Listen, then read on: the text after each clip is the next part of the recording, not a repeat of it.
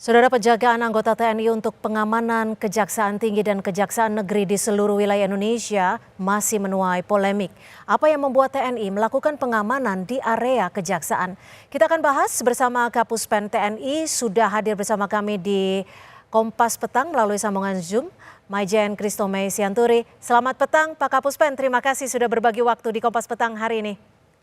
Selamat sore Mbak Cynthia, apa kabar? Selamat sore, kabar baik. Terima kasih Pak Kapuspen. Pak Kapuspen, ini untuk pengamanan di Kejaksaan, mungkin bisa dibagikan informasi kepada kami. Ini sebenarnya inisiatif dari TNI atau memang ada permintaan khusus dari Kejaksaan Agung, Pak Kapuspen?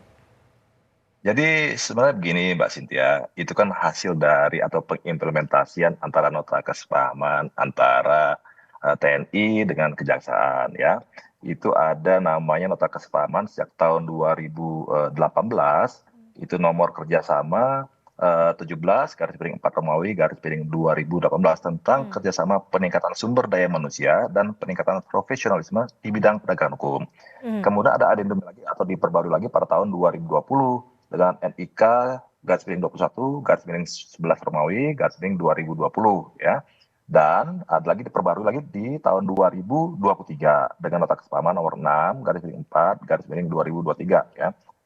Garis miring TNI tentang kerjasama dalam pemanfaatan sumber daya dan peningkatan profesionalisme di bidang penegakan hukum. Nah, itu makanya kenapa ST atau surat telegram itu dikeluarkan oleh TNI dalam rangka mengakomodir, dalam rangka pengejawantahan dari nota kesepahaman itu. Karena di nota kesepahaman itu ada 8 ruang lingkup. Salah satu yang kita bisa lihat adalah yang poin C adalah mengatur penugasan prajurit di lingkungan Kejaksaan RI, dan yang F, dukungan dan bantuan personel TNI dalam pelaksanaan tugas dan fungsi kejaksaan.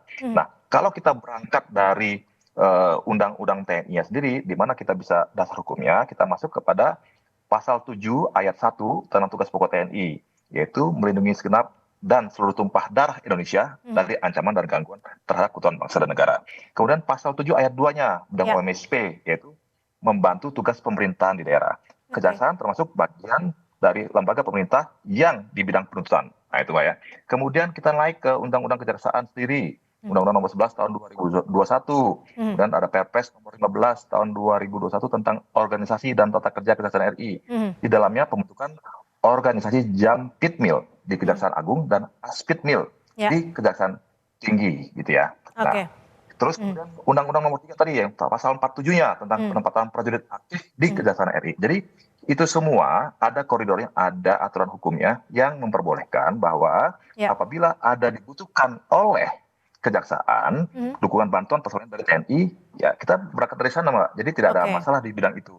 Nah, jadi kalau dibilang apakah itu keinginan TNI, tidak. Itu adalah kebutuhan dari Kejaksaan. Dan TNI sudah membicarakannya dalam bentuk nota kesepahaman dengan Kejaksaan, gitu Mbak. Oke, terkait dengan hal ini banyak sekali tanggapan dari berbagai pihak dari masyarakat.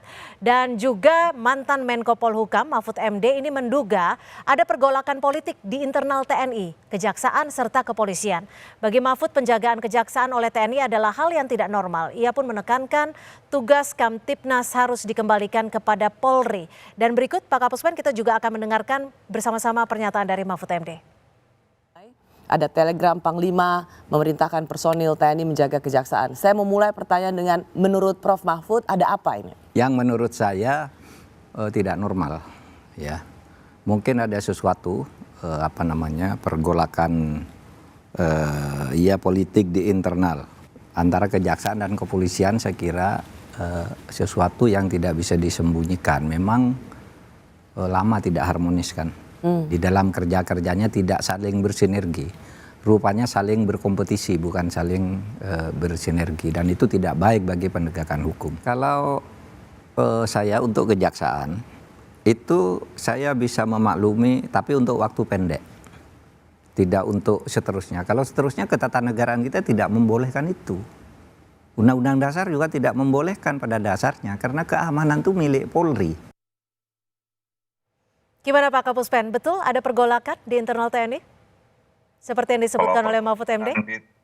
Kalau dipergolakan di internal TNI kan tidak ada, Mbak. Kami hanya mengakomodir kebutuhan dari kejaksaan sesuai dengan apa yang sudah dibicarakan dengan TNI dalam nota kesepahaman untuk dukungan bantuan personil. Nah, justru karena ada permintaan, ada kebutuhan dari kejaksaan, kita memberikan bantuan itu. Tapi kalau dibilang bahwa kita juga mengacu kepada Undang-Undang Nomor 3 Tahun 2002, Mbak ya, tentang pertahanan negara. Di situ ada pasal 19 tentang ancaman non militer, bahwa masing-masing instansi itu juga bisa mengelola dalam rangka menghadapi ancaman non militer. Jadi nggak ada salah gitu. Dan ini kita tadi itu sesuai dengan kebutuhan dari masing-masing kejaksaan, kajari, kajati tadi. Tidak semua kajati atau kajari memiliki ancaman atau menangani kasus yang sama. A dan B, C berbeda-beda sesuai dengan kebutuhannya.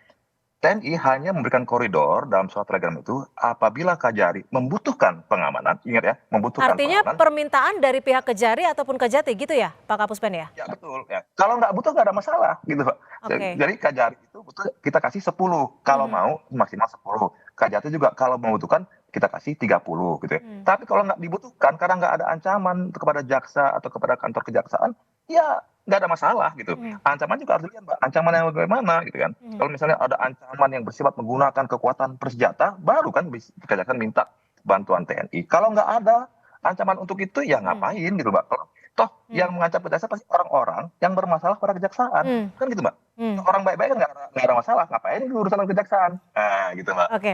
Nah, tapi begini Pak Kapuspen, apakah TNI sendiri nantinya akan mengusut dugaan dari pembocor telegram terkait penjagaan TNI di kejaksaan? Ini seperti apa nanti dari Pak Kapuspen penjelasannya?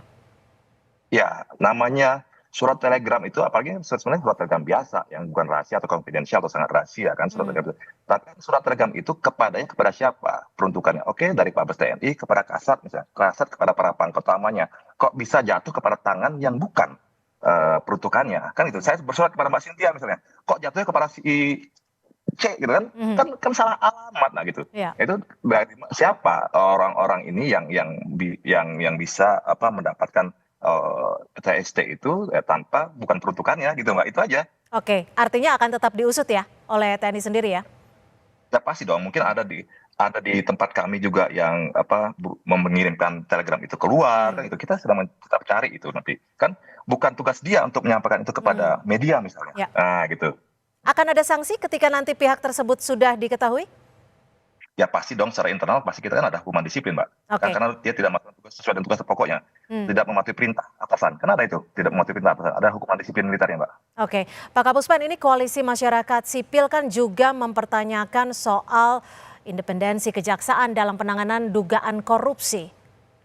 Bagaimana TNI akan membagi ataupun memastikan tidak ada keterlibatan TNI dalam penanganan kasus di kejaksaan? Nah, ini kan mintanya sebuah pengamanan, Pak, bukan untuk intervensi hukum. Tidak ada intervensi hukum, hanya mengamankan. Mengamankan apakah itu gedung kejaksaan, karena di gedung ada arsip yang tersimpan. Nah, ingat ya, tunggu lagi, kejaksaan terbakar, Pak. Kemudian, atau ancaman terhadap jaksa. Nah, itu aja yang jadi konflik. Kalau masalah intervensi hukumnya nggak ada. Hukumnya ya biarkan kejaksaan bekerja, gitu ya, sesuai dengan tupoksinya, gitu, Mbak. Artinya apakah TNI bisa memastikan tidak akan terjadi tumpang tindih kewenangan? Ya pasti dong, nanti sekarang kan kita terbuka untuk evaluasi dan kritik, silakan diawasi kan gitu. Kan ya keterbukaan kan cukup silakan diawasi. Kan silakan saja misalnya koalisi masyarakat sipil perlu pengawasan, silakan monggo saja, nggak ada masalah gitu ya.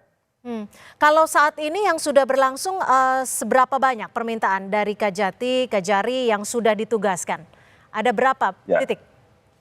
Kita saat ini sedang mendata berapa jumlah Kajati Kajari yang sudah meminta bantuan TNI. Contoh misalnya Kajati Jakarta kan, Kajati itu sudah sejak 3 tahun yang lalu tuh, Mbak. Gitu ya, bukan baru kemarin. 3 tahun yang lalu dia sudah menjaga di situ gitu lah gitu ya. Artinya memang sudah ada implementasi atau pengejawantahan dari nota kesepahaman tadi gitu. Tidak ada masalah. Nah, kenapa hari ini diributkan gitu ya, Mbak? Oke, baik. Terima kasih Maijen TNI Christo Mesianturi, Kapuspen TNI sudah berbagi informasi di Kompas Petang. Selamat sore. Selamat sore, Mbak. Makasih. Terima kasih.